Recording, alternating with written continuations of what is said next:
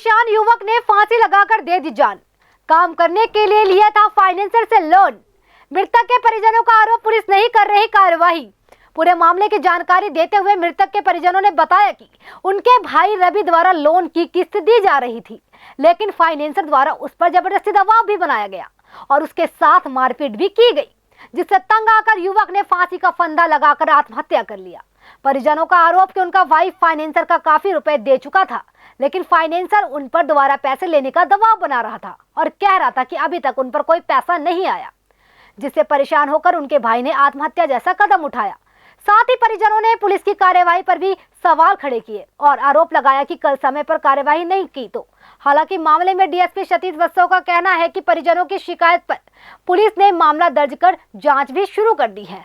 अगर जांच में परिजनों के आरोप सत्य पाए गए तो आरोपियों के खिलाफ कार्यवाही अमल में लाई जाएगी। इन्होंने फाइनेंस लिया हुआ था, तो ये रामपाल शर्मा जो थे, इन्होंने मतलब आके रोज लड़ाइयाँ करते, गाली गलौज करते, घर पे आके भी। फिर मतलब 5 तारीख को आके इनसे लड़ाई की। इन्होंने अपनी शॉप लगाई हुई थी, वहाँ पे जाके भी इनसे मारपीट की उन्होंने, शॉप पे जाके भी।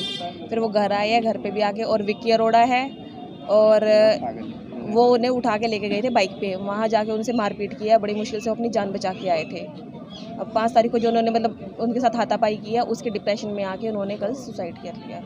कितने पैसे थे इनके? मतलब फाइनेंसरों के अलग अलग है, मतलब किसी के 20 जा रहा है, किसी के 30 जा रहा है। मतलब जिसके 20 जा रहा है वो 50,000 बता रहा है, 70,000 बता रहा है, मतलब ब्याज पे ब्याज लगा रहा है अपना।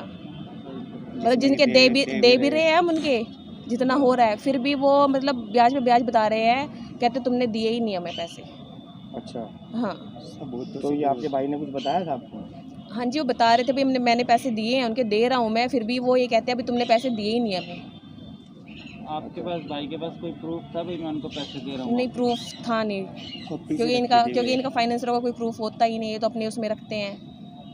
ये तो बिना प्रूफ के अपना 2 नंबर का इनका काम होता है। वैसे भी रवि कुमार मेरा भाई था, उसकी 30 साल उम्र थी। उसने डिप्रेशन में आके सुसाइड कर लिया। उसको जो फाइनेंस वाले थे, उसने फाइनेंस लिया था अपने काम के ऊपर, मतलब काम लगाने के ऊपर। बस उस चक्कर में पैसे काम हो गए थे सारे ठप, लॉकडाउन के करते। फिर पैसे हो नहीं रहे थे, फिर वे कह रहे थे पैसे दो। घर में आ रहे थे, हंगामा कर रहे थे, गाली गलौज कर रहे थे। इसको ठाके भी ले गए थे मेरे भाई को बाइक पे, मारा पिटा था। फिर वहाँ से आया, बच गए। इनने सारी बात बताई। फिर यो मतलब जिसके 30,000 थे ना, मतलब 5 साल बाद उनने 85,000 बना दी, जिसमें कि हम डेली दे रहे थे उसे 300-400 रुपये डेली दे रहे थे। उनने 85,000 बनाए उसके, डबल ट्रिपल, जिसमें कि पैसे दे रहे थे। फिर भी यहाँ देख पुलिस अब तक आई नहीं अब तक। पैसे नहीं दिए तो इसलिए सुसाइड कर लिया? हाँ जी, पैसे नहीं दिए गए, काम भी नहीं चल रहा था उसका। परेशान करे थे फाइनेंस? हाँ जी, बहुत ज़्यादा। देखो पुलिस में शिकायत दी? हाँ जी, दी है। पुलिस वाले आए नहीं अब तक। यहाँ पे 2-2.5 घंटे हो गए हमें खड़े यहीं पे। यहीं हम जबकि सारे आ रहे हैं हमारे मोहल्ले वहाँ पुलिस वालों से एक भी बंदा नहीं आया यहाँ पे देखने के लिए। कोई कार्रवाई नहीं हो रही। किस चीज़ का काम करता था? उसकी चौमिन की रेडी थी जी। वही काम शुरू करने के लिए पैसे दिए? चल तो रहा था काम, मतलब धीरे धीरे उस पर वो गया था बाहर, मतलब उसको ना पीट दिया था किसी ने, क्या नाम है उसका, फाइनेंसर ने। तो ना फिर डर के मारे चला गया था बाहर। फिर दोबारा आया वो, फिर धमकी दी उसे। फिर उनने चला गया था वो? हाँ, उनके डर से फिर वो दोबारा आया।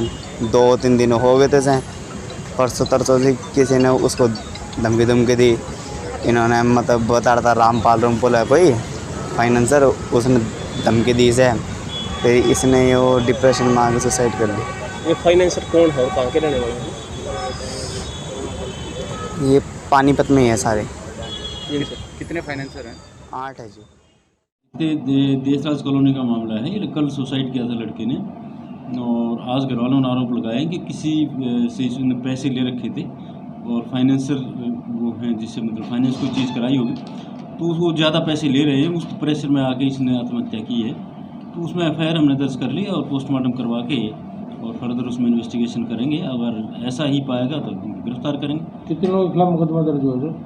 और 3-4 नाम लिखवाए हैं उन्होंने, और अभी पोस्टमार्टम हो जाएगा।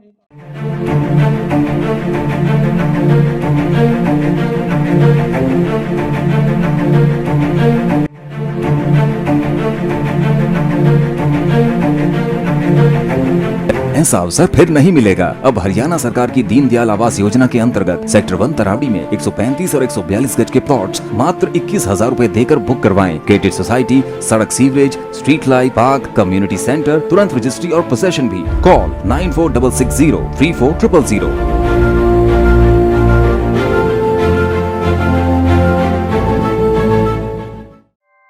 ऐसे ही लेटेस्ट खबरें पाने के लिए बेल आइकन को क्लिक कर हमारे चैनल को लाइक, शेयर एंड सब्सक्राइब करें। धन्यवाद।